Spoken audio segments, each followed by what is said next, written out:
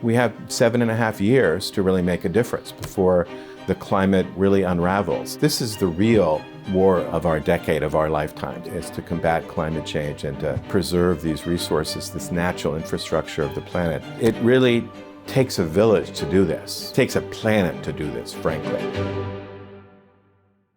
You want me to clap again? Yes, please. My name is Michael Jenkins. I'm the president and CEO of Forest Trends. I was really fortunate to grow up around the world. That kind of foundation stayed with me in the idea that I needed to be an actor in the world. And so right out of college, I joined the Peace Corps, and I spent 3 years in rural Paraguay working with smallholder farmers. That really shaped the course of my career going forward, was that focus in on natural resources. I also had a real fortunate opportunity to work with the MacArthur Foundation.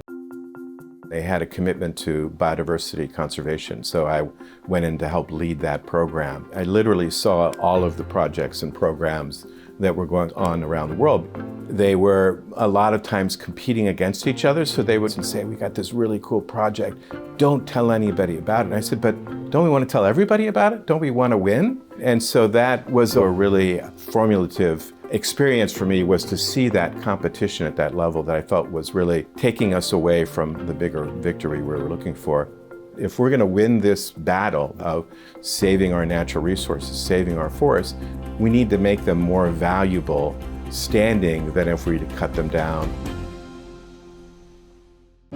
When we launched Forest Trends, there were really two founding principles. The first was this idea of building value into forests and other natural systems, using modern marketplaces to be able to bring values to those places. It's really a systemic approach. You can change that financial equation of forests are less valuable than soybeans and make forests as valuable as we know they are, then we have changed that game. The other, which is we bring everybody together that needs to be together to solve these problems over the long term. We described ourselves as small, global, and nimble. By design, we want to stay small so that we are forced to create those coalitions, those partnerships that are going to allow us to have this long-term sustained change that we're looking for. We do a lot of work directly with indigenous and local communities, fellow nonprofit NGOs, scientists, businesses. We work with financial institutions. We work with governments. We need to gather all of those folks around the table.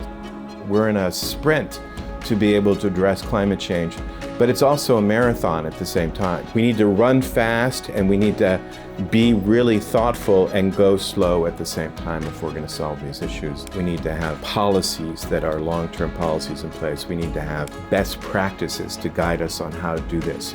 We need to have buy-in from all of the stakeholders, including the local communities that have really been the front lines on these efforts to save our forests. And all of those require trust and confidence and time to build those relationships that are going to lead to the solutions.